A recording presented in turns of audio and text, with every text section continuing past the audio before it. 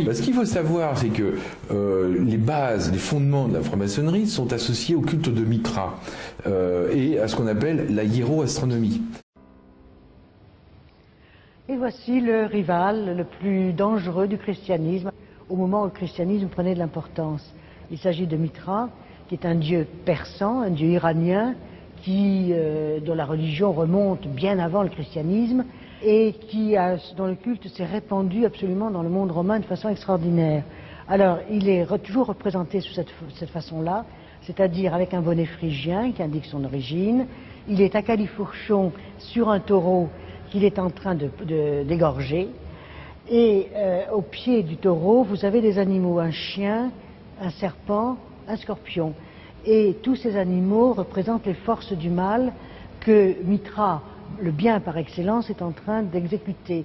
Et le mythe de Mitra est d'ailleurs très comparable à beaucoup des récits des évangiles, puisqu'il naît à 25 décembre, il est adoré par des bergers, il mène une vie avec des miracles, avec un enseignement, il prend un dernier repas avec ses disciples, il meurt, il ressuscite et ses disciples le rejoignent au ciel. Donc on voit effectivement à quel point il y a eu une concurrence très sévère entre Mitra et le christianisme.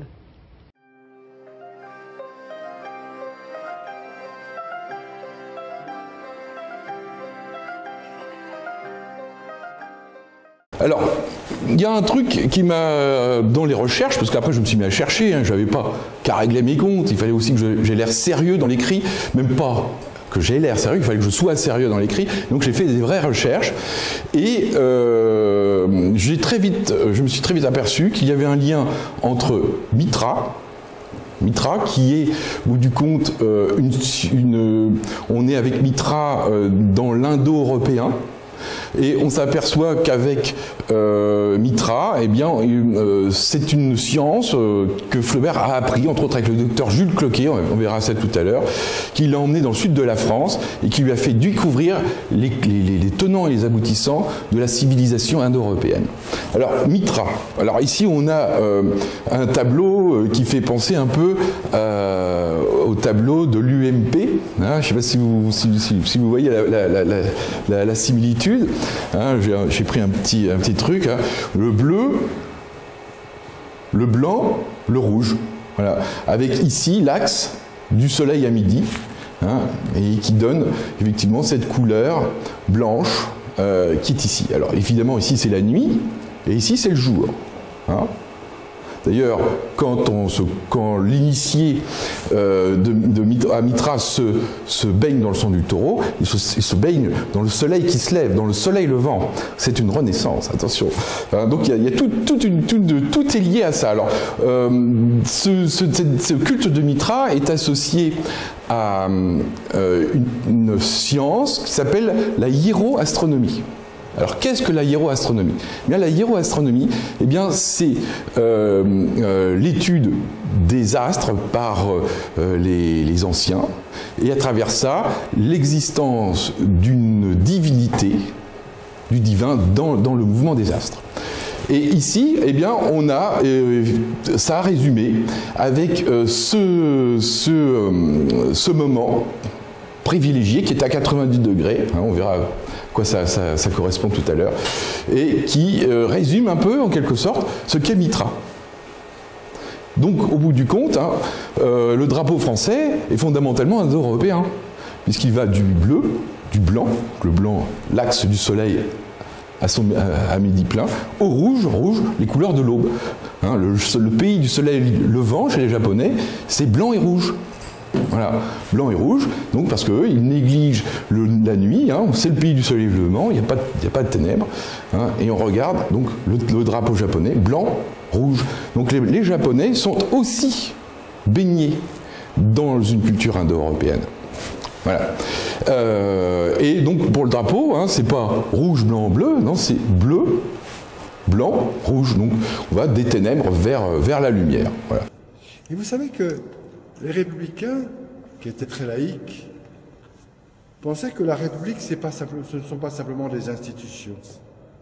Il faut avoir la foi dans la République, il faut aimer la République.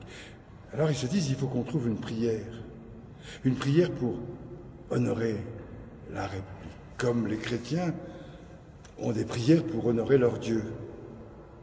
Alors ils réfléchissent et un jour, ils tombent sur « Je vous salue Marie, pleine de grâce ». Et ils disent « Mais c'est ça qu'il nous faut. Il faut qu'on... » Ah oui, mais vous ne pouvez pas mettre « Je vous salue Marie ». Alors ils ont imaginé une prière et salut, Marianne, pleine de force. Le peuple est avec toi, le fruit de tes entrailles, la République, est bénie. Sainte Marianne, mère du droit, aie pitié de nous. Sainte Marianne, délivre-nous, Vierge de la liberté, délivre-nous des rois et des papes. Sainte Marianne, Vierge de l'égalité, délivre-nous des aristos. Sainte Marianne, Vierge de la fraternité, délivre-nous des soldats. Sainte Marianne, Vierge de la justice, délivre-nous des juges. Ainsi soit-il. Alors là, on a un texte d'un dénommé Delaunay qui nous parle de la franc-maçonnerie, qui nous montre un peu ce qu'est la franc-maçonnerie selon lui. Alors on a l'Arc de Triomphe à l'été, et on voit aussi que là c'est pas le lever du soleil, c'est le coucher du soleil.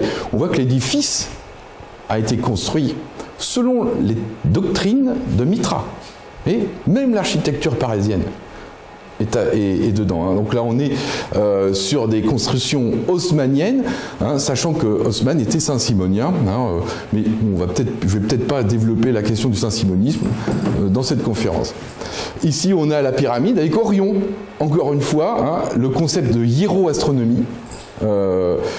Concept qui va traverser les âges jusqu'à nos jours et qu'on retrouve dans la loge ici. Et le soleil, la lune, la théotechnie des sphères, les piliers, tout ce symbolisme, on le retrouve